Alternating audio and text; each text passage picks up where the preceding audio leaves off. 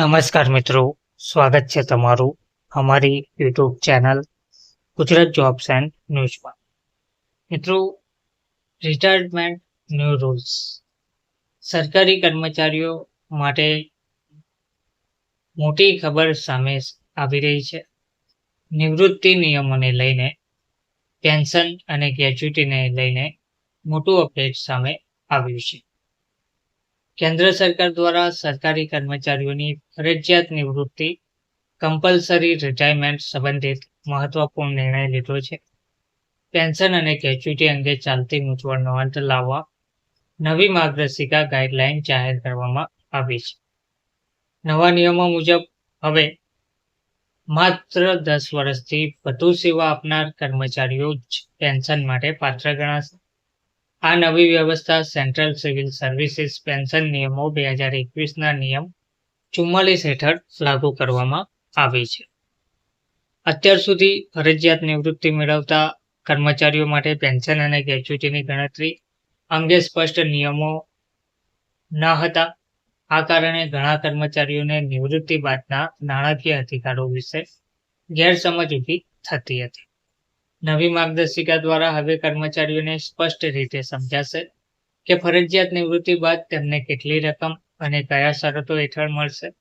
આથી હવે પેન્શન અને ગ્રેચ્યુટીની ગણતરી અંગેની અનિશ્ચિતતા દૂર થશે. સરકારે કર્મચારીઓને તેમના સેવા સમયગાળાના આધારે 2 વિભાગોમાં વિભાજિત કર્યા છે.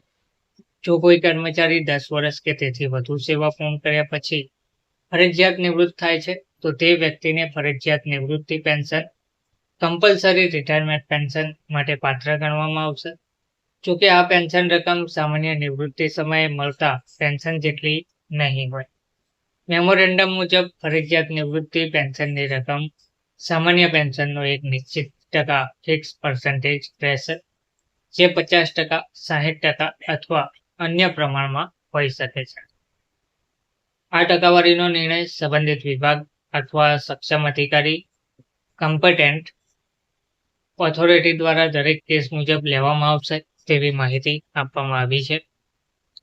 જો કોઈ કર્મચારી 10 વર્ષથી ઓછી સેવા પૂર્ણ કરીને ફરજિયાત નિવૃત્ત થાય છે તો તેને પેન્શનનો લાભ નહીં મળે, પરંતુ સરકારે આવા કર્મચારીઓ માટે પણ રાહતની વ્યવસ્થા કરી છે.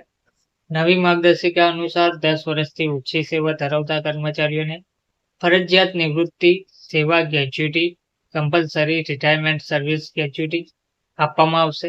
આ રકમ પણ સામાન્ય નિવૃત્તિ ગ્રેચ્યુટીનો એક નિશ્ચિત ટકા હશે. આ ટકાવારી નક્કી કરવાની સત્તા પણ સક્ષમ અધિકારી પાસે રહેશે. એટલે કે આવા કર્મચારીઓને પેન્શન નહીં મળે, પરંતુ તેમને એક વખતમાં ગ્રેચ્યુટીની મોટી રકમ મળી રહેશે તેવી માહિતી આપવામાં આવી છે. તો લાંબા સમયથી ફરજિયાત નિવૃત્ત થનારા કર્મચારીઓ માટે પેન્શન અને ગ્રેચ્યુટીના નિયમોમાં સ્પષ્ટતા ના હોવાથી જે મૂંઝવણ સર્જાતી હતી, ખાસ કરીને ગ્રેચ્યુટીની ગણતરી કેવી રીતે કરવી અને સેવા સમયગાળાના આધારે કેટલો લાભ મળશે તેની સ્પષ્ટતા નહોતી. આ અનિશ્ચિતતાને દૂર કરીને કર્મચારીઓને નાણાકીય સુરક્ષા ફાઇનાન્શિયલ સિક્યુરિટી આપવા માટે સરકારે આ નવી માર્ગદર્શિકા જાહેર કરી છે. હવે કર્મચારીઓને તેમના નિવૃત્તિ બાદના લાભો અંગે સ્પષ્ટ સમજ મળશે અને ભવિષ્યનું આયોજન કરવું પણ સરળ બનશે. ધન્યવાદ.